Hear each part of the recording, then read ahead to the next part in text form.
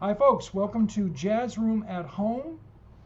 My name is Pete McGuinness. I'm one of the jazz studies professors here at William Paterson University and one of the co-hosts of the Jazz Room concert series.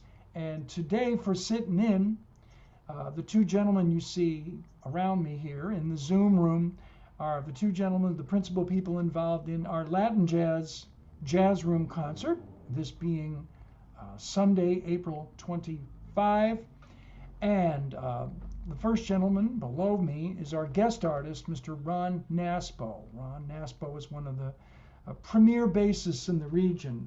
Ron has extensive training and experience in all kinds of aspects of music, from classical studies, being a student of renowned bassists like Gary Carr, playing in world-class orchestras, also playing in world-renowned jazz groups, everyone from Stan Kenton to Sonny Rollins to many, many other people. And of course, obviously involved in the world of Latin jazz. Ron also, we are very proud to say, was on the faculty here at William Paterson University for 18 years, which is fantastic. So he's our guest artist. Welcome, Ron. We're really excited to hear you play at the Jazz Room today.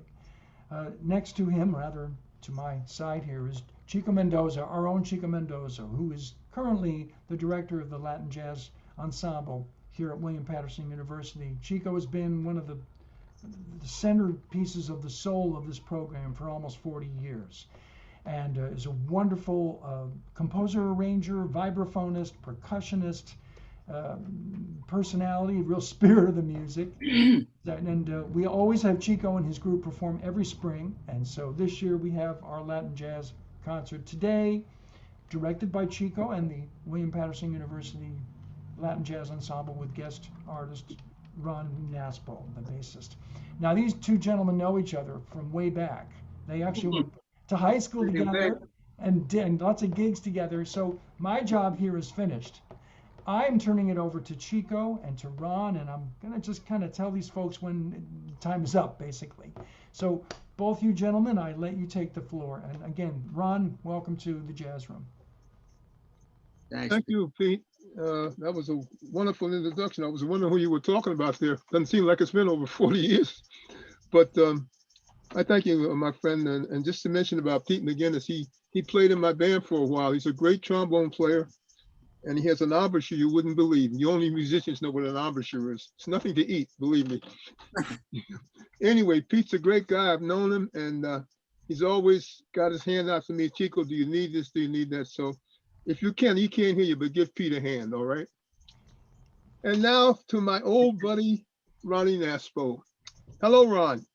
Hi, Chico. Oh, now, folks, I got to tell you, we go back a long way, all the way to 1950s, okay? Yeah. And nobody really knows how old we are, but Ron was Methuselah's grandfather. Plus. and I was Noah's counterpoint. Anyway, seriously, Ron, it's good to have you here. And as I said, we go back a long way. So what I want to talk about first is our Montclair High School days. And I remember, I don't know if you can, the first time we actually met and played together was the day they had the Montclair football canteen in the gym. Remember they had the canteen, that was the first one they had. And something happened with the record player and they couldn't get it to work. And so we went out, I don't know if you remember, we went and there was an old piano they had in the gym. And I got a couple of guys, you remember Ward Edmondson used to play the trumpet? Okay. We pushed it out, and then when you saw us play, you ran and got your bass, because remember we used to keep our instruments up in that upper level over the gym, those cabinets. Yeah. The band kept their stuff, right. And we jammed. And I never forgot the headlines. It said, "Canteen of Success." A group of musicians. They mentioned all our names and everything. Do you remember that day? Tell us about it. Well, we did our thing. We saved the day, I guess. Exactly. Yeah. Those were good days. They were. Musically speaking, I was determining what was going to happen. I was going to be a guitar player. I studied guitar. I know. Yeah. All through my childhood for 8 years into my adolescent years. and I was going to be the world's greatest guitar player. And, you know, we all have our dreams. Hey. And, but then my parents wanted me to go to college, and that was a monkey wrench in my plans. But I looked into studying guitar in college. Mhm. And in those days, this is the early 50s. We both graduated in 1956 from, I guess I'm not giving anything away, but. Well, you were a year ahead of me. I graduated in 57. Oh, okay. Yeah, I was a junior, you were a senior. Oh, well, at any rate, I got out in 56, and none of the schools offered guitar as an instrument, even classical guitar. It just didn't do it. And so I had been playing some bass, and I just turned to the bass, which I'm happy about after all these years. I think I was meant to be a bass player. I really enjoy the function of the instrument. I enjoy the sound of the instrument, and it's very satisfying to me. So at the time of my youth was a real crisis. It turned out to be the good thing. That happens so often in life, you know. What you see as a problem really is a stepping stone to something better. But at any rate, well, Ron, you just answered my second question. You play guitar and bass. So I got, that was my second question. So yeah, beautiful, man. I don't play guitar professionally. I haven't been able to keep up, you know, my guitar chops. That's okay. Welcome to the club. Yeah, right. It's called arthritis. Well, but the thing is, I know a lot about the instrument, and it helped me when I was at William Paterson, because Marty assigned me to a guitar ensemble, and so that was part of what I did there. This guitar ensemble, I found things written for multiple guitar. Yeah, we had that going for several years, and I also taught a class for reading on the guitar. Okay. And that's quite a challenge, really, because there's a lot to it. Yeah. You know, guitar is not. Stop me if I'm getting too much in detail. Well, I got some other questions, but finish up your thought. Well, with guitar, it's a transposing instrument. It sounds an octave lower than what you're reading. So as a result, I had to teach the guitar players how to read in two registers, low and high, to make an adjustment for that transposition feature of the guitar. I see. And then other things were how to accompany, how to read a piano lead sheet on the guitar when you're accompanying, say, a singer, or so it gets complicated. It's not a simple thing. But anyway, I enjoyed that involvement as a faculty member at the college there. Okay, let's move on. Yeah. Now, are there any other musicians in your family, either before you were born or now? Now I'm the only one. However, my father was a professional musician back in the 20s. Playing what? He played in society bands. He played violin, that was his primary instrument, and saxophone. Oh. In those days, you doubled on those two types of instruments. That's beautiful. Well, his music career was finished off by the Depression, by the stock market debacle. And so at any rate, he taught himself guitar in the early 40s. And I learned guitar from him. He was my first teacher. Okay. Now, growing up, who did you like to listen to, since you were in a musical family? Yeah, as a kid, did you have favorite bands, singers? The only honest answer is everything. Everything. I learned from everything. I learned from the symphonic music. I learned from the jazz music. My family liked popular music. We would watch Ed Sullivan every Sunday night on the television. And so I would see all these different popular entertainers. All right. So, All right. Now, yeah. who was your greatest influence when you really decided to become a musician? Were you influenced by any particular musician or band?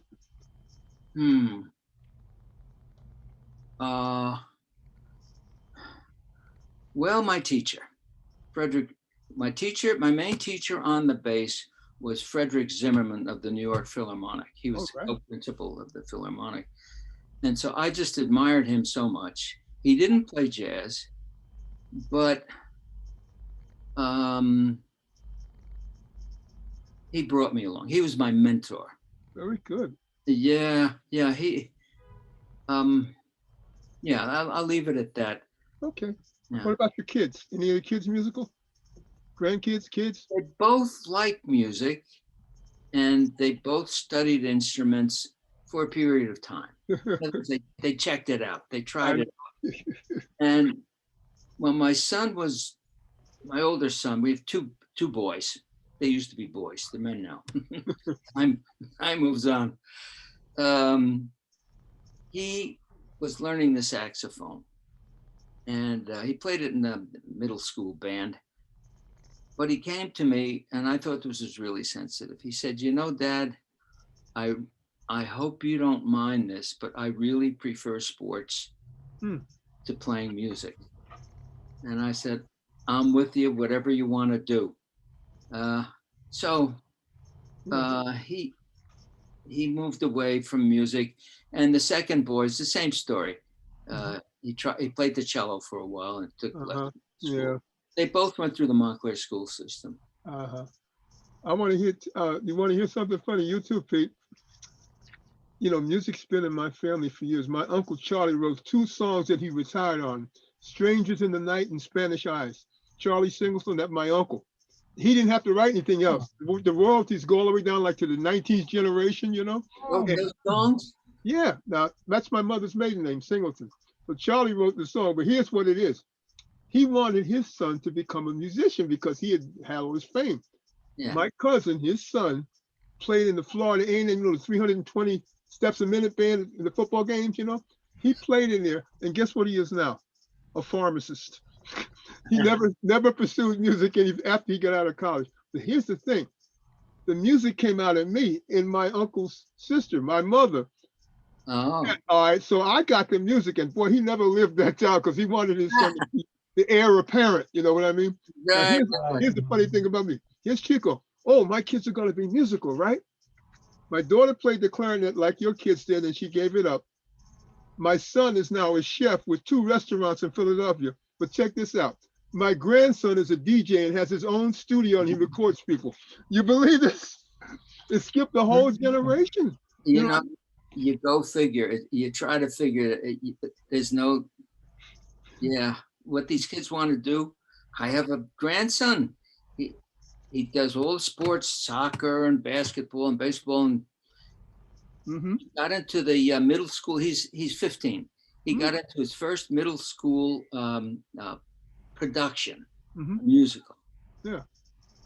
The thing that's biggest in his life right now, he wants to be an actor. Well, you're related. Well, the first thing we said, well, we're all behind him. He got into, they live in Monmouth County, and they have an arts high school down there, and he made it in. And first thing we said to him, we're behind you, but you have to know, get used to rejection. I hear you, bro. Yeah. Okay. He has to understand what the odds are. You know, it's like being a professional athlete. And he said, that's okay. I want to give it a try. All right, well, we'll hang you. Now, have you had any Latin experience in all your playing? We know all the bands you play with. Did you ever play with any Latin bands? Oh, I have to think. Brazilian, salsa, Latin jazz? Brazilian. Yeah. Any famous people? Any famous people that we would know? The leaders of the Brazilian band. when it first started, when it first came over, the singer, what was her name? Astrid Gilberto? Stan Getz that did the things. That's Astrid Gilberto, right? Right, Pete? Yes, that's what the Yeah, that's good Nemo. Yeah. Yeah, I accompanied her when she Oh, was in New nice. York City. Great. Yeah. Wow. I've always been a big fan. I love this. Her voice is like an man. angel's. I just adore her. Yeah. Always have, always will. Yeah. Okay. Now, Yeah. who is your favorite musician? Oh boy. Favorite musician. Wow. You can go back as far as you want. I know. There's so many that have influenced me Mhm. and moved me. It's hard to pick one out. As a jazz bass player, I would say Paul Chambers. All right. Good choice. He really spoke to me. Yeah, he did a lot of good things with Miles, right, Pete? Yes, absolutely. Yeah. Yeah, that's what He worked with everybody, especially in the '50s, on all those Blue Note records. But yeah, with Miles' group for a long, long time. Yes. Well, I would hear Miles, the rhythm section, which at that time was Red Garland. Garland. Yeah. Garland and Paul and I think Philly Joe. Yeah. Uh-huh. They would take gigs away from Miles when he wasn't working down in Newark. You either of you remember the Blue Mirror? Of course. All right. That's where I heard those guys play. Yeah, man. And I heard them also with Johnny Griffin. Oh, yeah. Just They're like a unit. They were a wonderful unit because they played together so much. Yeah. oh yeah, yeah.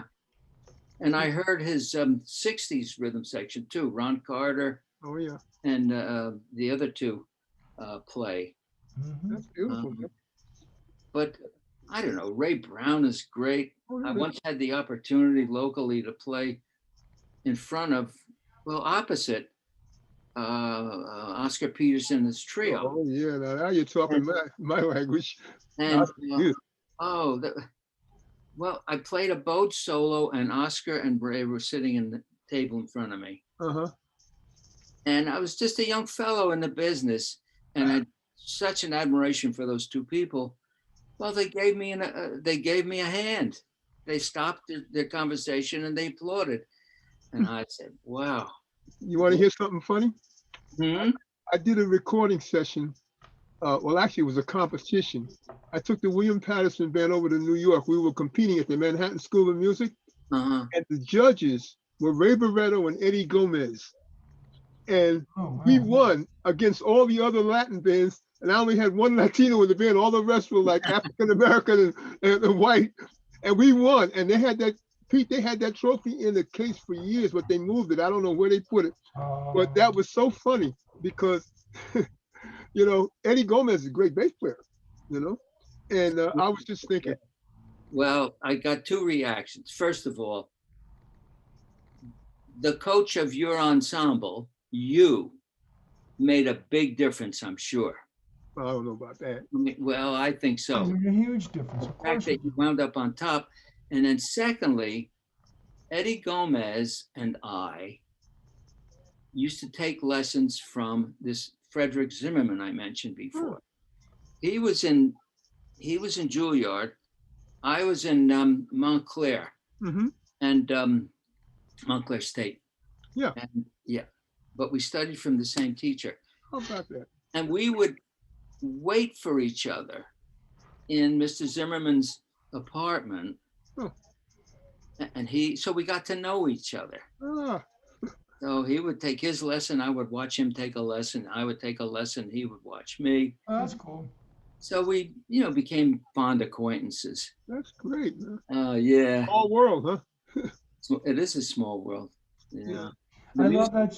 I love that story about you playing in front of was it in front of Ray Brown or was it in front of who? You were in the club and you were playing a bowed. Who was that in front of? Oscar Peterson and Oscar- Ray Brown, and the Okay. drummer was there somewhere, Ed Thigpen. Yeah, yeah. But yeah. the I two mean, of them were in the front table and they stopped and they listened. Yeah. And I'll tell you, if anybody wanted an inspiration, that was it. Mm-hmm. that's the kind of thing we want our students to. Moments like that are what the students should be living for. Oh, yeah. Chance to be on stage and in the audience, you know, you want the general public wants to enjoy your music, of course, but like that is those little moments are so great when you can have that memory of playing in front of, you know, Ray Brown and you're playing. Obviously, I never forgot it. You know? No. Yeah. We Now, all have them. It's great. Ron, Yeah. do you, of the places you've taught, now I know you were at Montclair State, you were at William Paterson. Were you ever at Essex County? Yeah. No. Wait a No, minute. okay. I'm trying to think of all the places you taught. Well, there's a lot of the local colleges. Go. I did something up at Ramapo, Okay. Morris County College, Mm-hmm. Jersey City State, Mm-hmm. Montclair State, Go ahead. William Paterson State, of course. Where else? I don't know. Yeah, well, no, that's enough, man. You know, I taught at depressed mental state. You know, but no, this is what I'm. People want to hear this, man. You know, Jersey has. People say we got a lot of local talent here. That a lot of musicians live in Jersey, and people didn't know that, right, Pete? Tell them about it, Pete. Yeah, people who work in New York often live in yeah, go sure. back and forth, you know, and it's like there are playing opportunities here in Jersey, but of course, you know, some of the heavy cats who played the Vanguard and stuff, they live out here in Jersey, so there's definitely maybe it's a little cheaper than the Upper West Side of Manhattan too. Let's not forget that. You know, some of the prices there. I live in Brooklyn myself. And you know, when I was playing more, I worked all over Manhattan a lot. So I was a New York City resident, you know, but I don't think I could have lived on the Upper East Side. My wife and I couldn't afford that. No, the brownstones. Yeah, we live in.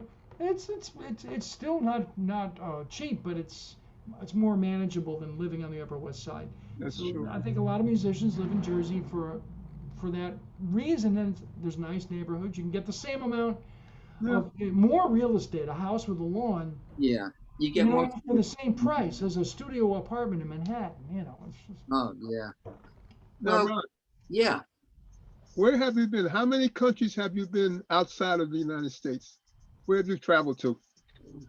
Oh, well, I worked on a boat, a cruise boat. I was in the show band, Uh-huh. I know what and that's it was supposed to be a cruise around the world. Uh-huh. The Suez Canal, they were fighting around the Suez Canal, so we had to alter the cruise. It was a 100-day cruise. It was over 3 months. Yeah, it was a long time on a boat, but Yes, can imagine. it turned out to be the Grand Pacific Ocean Grand Circle. We went around the Pacific Ocean, Uh-huh. and we went through South America. We went through all the fancy exotic islands in the South Pacific. Wow. Easter Island, Whoa. Tahiti. All right. It just goes on. Australia, New Zealand, 4 spots in Australia. Wow. I had cousins, female cousins that lived in oh, come on. Bali, Indonesia. All right. Yeah, my cousin she's still there. She married a Balinese gamelan musician. Wow. And I said, watch out for those musicians. Of course, I could say that. Yeah, he played in the gamelan orchestra. Wow. And they toured all around the world. That's beautiful, man. Did you go to Japan? Yeah, we went to Japan. At Korea? the time, I had a brother-in-law that lived there, so he took me all around Tokyo. Korea? Yes, we played, we stopped at Seoul. All right. Well, you're a soul brother. You know what you mean. Soul brother, yeah. I went to more recently. I've been on the faculty of the Essex Morris County Youth Orchestra.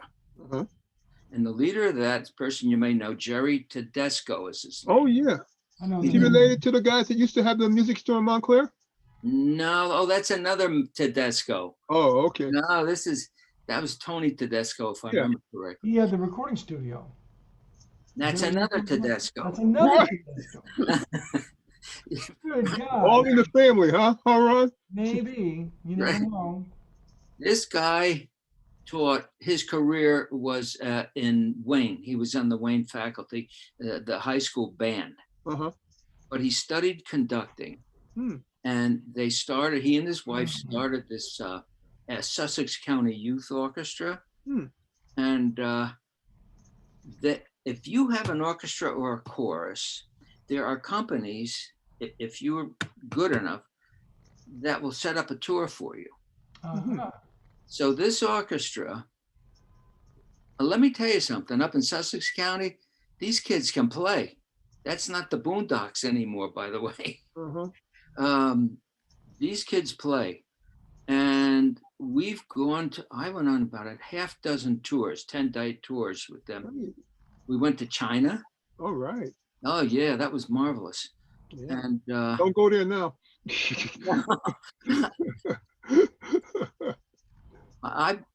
we stopped in China when I was on the boat too. So I've been to China twice.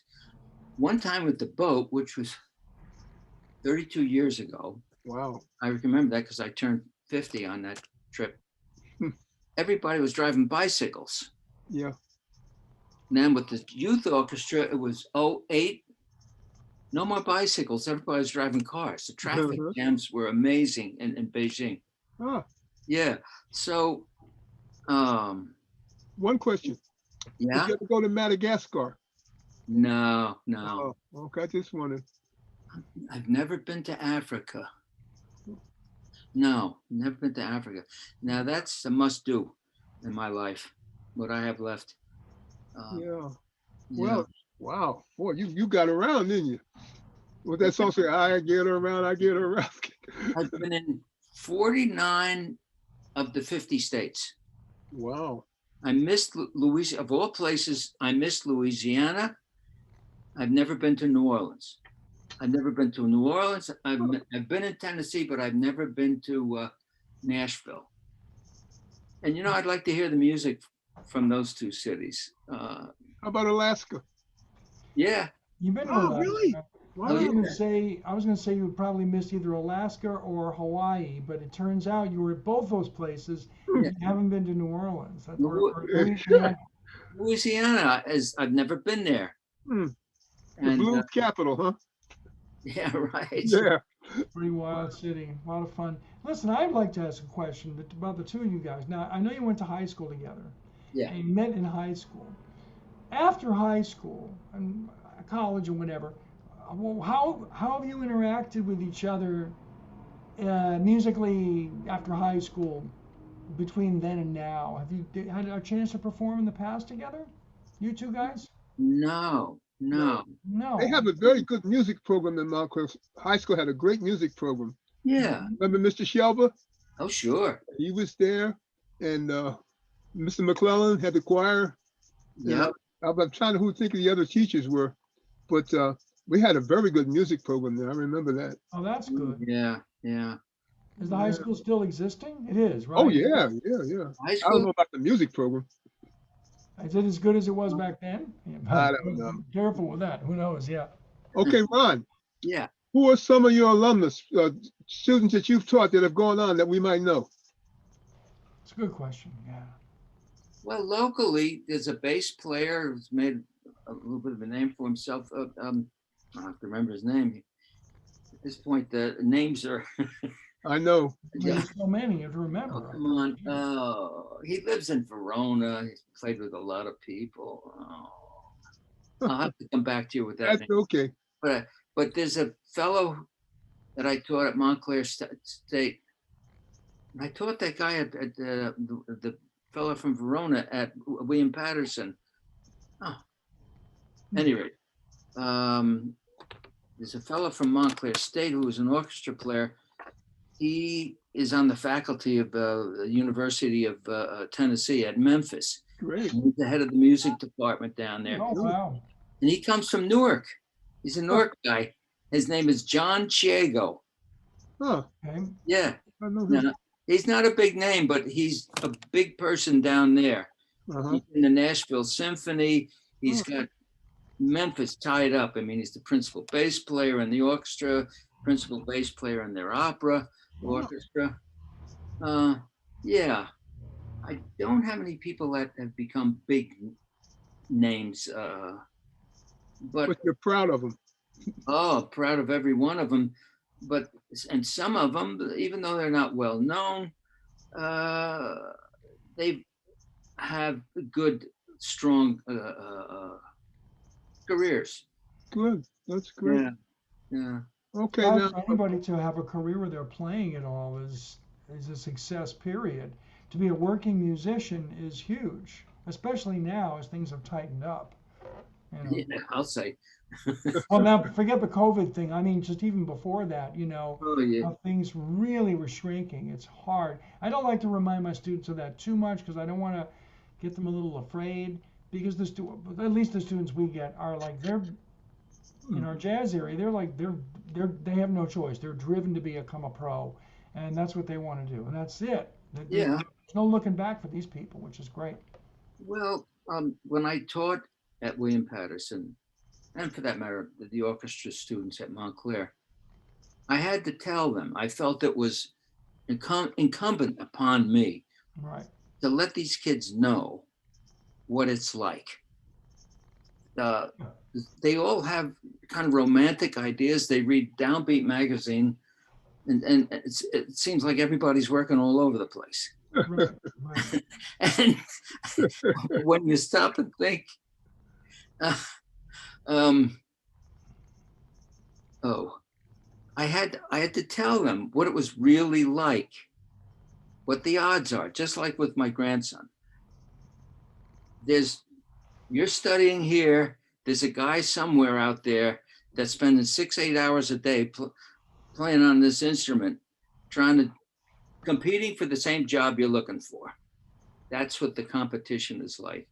And I had to tell these students, every one of them, what to expect. Mhm. And it was by no means with the intent of discouraging them. Right. Mhm. No, it was, if anything, it was an encouragement to get them to break their butts a little. Yeah. Yeah. Sure. But anyway, that's the way I see it, and that's the way I dealt Yeah. with the students there. One question. Yeah. I was talking, you two, I want you to comment on this too, Pete. I was talking to Dr. Dempsey last year and a little bit of this year, and it seems in the last 20 years that the quality of these kids coming up to musicians, you have to be very selective now because a lot of them think they've made it and they haven't. You know what I mean? They say, learn a couple of Charlie Parker licks and you can play jazz, and it ain't there. And then you get this one kid, he's got a beat up trombone that he got from a pawn shop, and he blows the other kids off the stage, because he's serious. But you get these other ones, these prima donnas. I had a guy when I was going to school with you. His father bought him a new trombone every year because he thought it'd make him be a better player. And one day we were gigging in East Orange. There was a jazz club over there on Main Street, and the kid got on the stage with this new trombone, and this other guy named Ben, I forgot his last name, but he had a trombone he had bought from a pawn shop, and the brass was all tarnished and everything. Yeah. And he blew this kid with a new trombone off the stage. And the guy comes back up and he says, "Ben, what kind of trombone is that?" He says, "Not the trombone, man." He said, "You play the trombone, I play music." Right. You get where I'm coming from, Pete? Absolutely. Oh, I sure do. I think I know the band you're talking about too, maybe. So yeah. what do you think? You agree with that, Pete, that the musician? It's a rough one because I think it's bigger than the music. I think a lot of times in the past generation or so, parents are involved, and they're very much about, everybody gets a blue ribbon, and everybody gets, nobody should be challenged. And a lot of times, I mean, I don't want to speak for everybody. I don't know everything, but I will say that, kids should experience failure, and they should experience a criticism, even if it might scare them a little bit. I mean, because that failure is the greatest teacher. And the thing is, if people don't get a chance, this is ironic, a chance to fail, then they're not going to learn something from it. You know, they're just not. I remember I failed once in college when I was going to school at University of Miami. I showed up late. I got into the top band at the school, and I was warming up. And I went to a different school, which remained nameless, where everything was a little more relaxed, you know? So I'm like warming up outside the rehearsal room. I'll be fine. I look at my watch. Oh, the rehearsal's supposed to start at 11. It's 11 right now. I'll play a little more. I'm not warmed up. I go in there 3 minutes after. I walk in the room. There's only one empty chair, and it's mine. And I, with my head down, went over and sat in my chair. I was only 3 minutes late. The next 20 minutes were all about me and how lousy I was and how unprofessional I was, and I was scared to death. I was never late again. Never late again. And it worked. It really helped me in New York when I started working Broadway shows and record dates. I was never late. I was always super early. I was warming up half an hour early. I got to every record date or every big band or anything. You know, one thing I want to say at this point about the young people playing music, professional young people. My instrument, and I can see it with other instruments too, it's never been as good. These kids are tearing it up. I just listened online to Emmett Cohen, his trio. He's something. His bass player is super, and the drummer, oh boy. And I'm not talking about technique. I'm talking about musical sophistication. At a young age, not technique. Play the soul of the music. You know, and they are out there. On my instrument, I go to a bass convention every 2 years. We bassists get together, and they come from all over the world. It's over 1,500. Can you imagine such a thing? 1,500 bass players together. And it's incredible. And they have programs every night. They present a classical soloist and a jazz soloist. And I'm telling you, these people are tearing it up. It's exciting. And I guess this is a little pat on the back, my back, your back, Chico. We present them with a jazz education. When I started to play the guitar in the 40s, early 50s, I was studying with the teacher, and we would try to play jazz. My jazz education at that point was, I would say to the teacher, I can't get it. I'm not getting it. He's, keep trying, you'll get it. That was my jazz education. Oh, the resources are crazy. I mean, there's all kinds of things on the internet. There's all these systems. Jazz education has become kind of a business. There's just so many resources and so many people that can talk about it. Of course, it's not the same thing as being on the bandstand and going to the jam sessions and rehearsals and learning in the street, as they say. But it also, like, there's so much more that people are expected to know now. They're expected to know all this harmony, and we've already gone past.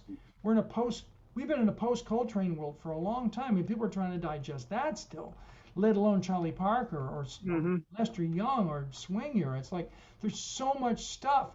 It can be very overwhelming to students. And there's, a lot of them feel they have to learn everything in the universe, and they kind of do if they're going to function and get a gig, because you never know what's expected of you. So it's like, if you're on a band where they do 4 different styles and there may be all this sophisticated harmony, you kind of have to know how to function if you're going to keep the gig. I remember I used to play with Maria Schneider's band sometimes, and I would get a couple of solos a night. One solo might be on this really modal, modern harmony thing, and then the next set I might get to play on, in a mellow tone. And swing it. So it's just like, I'm glad I know a little bit about both worlds, because that's why they kept calling me, which was good. Well, Pete, I'm going to tell you one thing, Ron, that bothers me now is, I teach arranging too, and voice. And I listened to some of these things on the internet, and these guys are actually taking pieces of songs and they're cutting and pasting them together. I've Yeah. heard the run that George Benson used to play, that, you know, the one I'm talking about, you know, where he plays on the beginning of da da da da da da da da. Oh, breezing. Yeah. You know, yeah, I've heard that used on R&B tunes, rock and roll tunes. They just cut and paste it. And where's the creativity? This is what Yeah. bothers me, you know. And you got kids that play like that. You know what I'm talking about. You can see that they're creative. You can hear them in the practice rooms Yeah, sure. doing stuff, and you say, "Hey, that's nice," All you know. right. But Yeah. you know what I'm talking about, Ron? Well, yeah. Yeah. Oh well. Well, we'll Yeah, find well. out. It's a rough road for them, and I wish them the best. That we all support them best we can, and they're going to find their way. There's a lot of ways. There's a lot. You know, before we split, we're going to be splitting in about, oh gosh, maybe 7 minutes, 8 minutes. Listen, Okay. I would like to talk a little bit about the music that the audience is going to hear in a very short while between you two guys. So, Ron, obviously, we're going to hear lots of your bass playing, and Chico. Any spoilers you want to give out? Or you want the audience to wait for the Well, concert? let's put it like this. Okay. We'll be doing some Mongo Santa Maria, Okay. some Tito Puente, Hmm. and 2 arrangements I did for Ron and Eddie Palmieri. So I ran the gamut, those 3 top guys, and then the tunes we're doing with Ron, you know. And I wish maybe Ron, in a couple of years, I'll bring you back and we can do that arrangement. You had that Brazilian thing, but you know, it's gonna be a gas. The band is coming along real good, and I really appreciate that you could make it, man. Because when Pete said we got to get somebody local, Chico, I said, yeah, you know. And I thought about you, man. One last question. Can I get about 2 minutes, Pete? Sure. Yeah, we got time. You got it. Go ahead. Pete, Ron. In Montclair, like you said, they had Tedesco Music Store.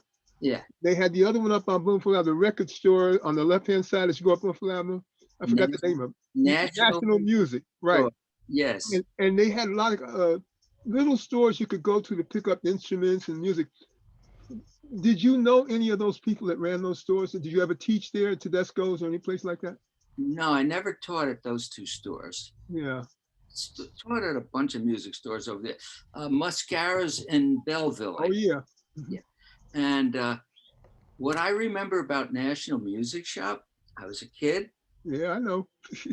Back in the day, they would have listening booths in the store. You remember that, right? Oh, yeah. You go in, you want to hear a record, you go in, you put it on the turntable, and you listen to the record. Yeah.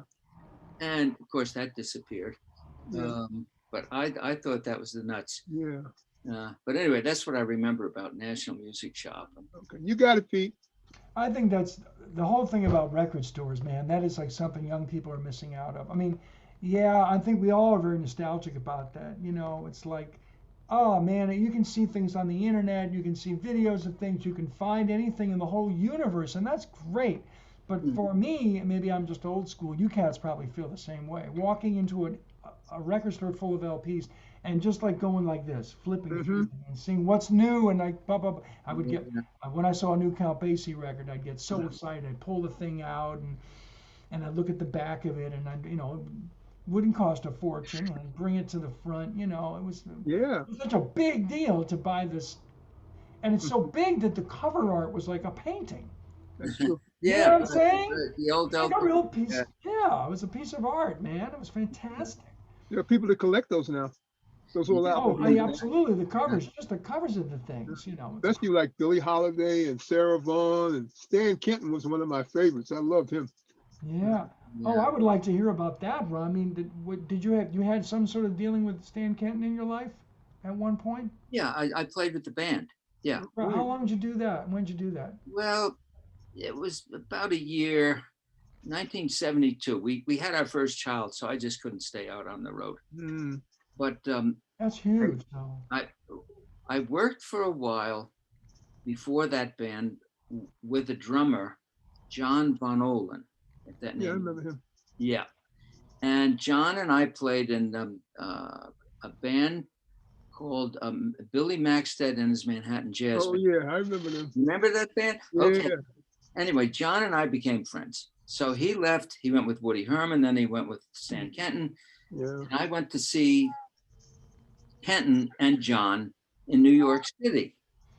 And we enjoyed the band. And John came over and we spoke. And after a certain point, he said, "Hey, look, you want to join the band? They're looking for another bass player." So that was completely unexpected. Right. Anyway, that's how I got into the band, on John's recommendation. Uh-huh. And it was a That's how it wonderful happened. experience. Stan was a father figure in the band. Mm-hmm. Usually when you think of these big band leaders, you think of the band leaders' eccentricities, Tommy Dorsey, Benny Goodman, Buddy Rich. Kenton was always on the bus. Yeah. It was a happy band, Mm-hmm. and it was a good band. We had some good players. Oh man. Always did. Yeah. One little funny story. At that point, we were doing odd time signature tunes. We always had a couple of those. Hank Levy was the arranger. Uh-huh. I think, what was his name? Don Ellis was the guy that Yeah. At any rate. Oh man, what's my story here? Oh, don't leave me now. You were on the band doing odd time signature music. You were on the band doing odd time signature music. Yeah. Oh, I lost my train of thought. We're going to cut and paste this, right? Don't worry. Anyway, but Stan was a father figure. He was just wonderful to work for. And he was a great spokesman for the music. He would go down and speak to them in Washington. However, what people don't know about him, and it's unexpected, he was a very conservative thinker. Mm-hmm. His music was avant-garde at that time, but he was conservative. He didn't feel that the government should support the arts. Huh. Yeah, well, the reason is he didn't want the government to get control of the arts. Oh, that's the flip side of it. Yeah, that's the flip side of it. Interesting. So I don't know if I agree with him on that, but that was his point of view. He had a lot to do with jazz at the beginning of jazz education too. He had these summer camps for kids and stuff. Did you ever see any of that stuff? Whenever we played a university, we would do a workshop in the afternoon. Good. Oh yeah, yeah, and he would often sit down with a discussion group with the faculty members and talk, and protect his interest. Because I have to say, in my observance of, and I consider myself one, even to a limited extent, music educators are, as a group, by and large, a conservative thinking group. Okay, you can take it or leave it, make you one of that.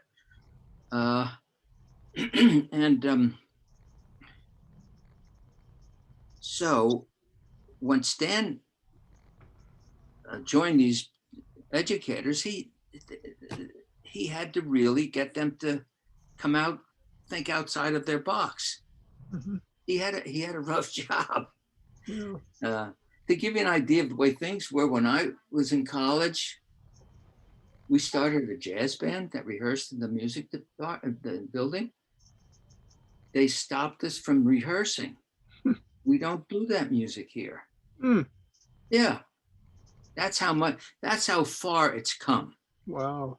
Now every college has their jazz program, and so it's kind of amazing when I think back, the stages. But anyway, that's my experience with Kenton, Pete.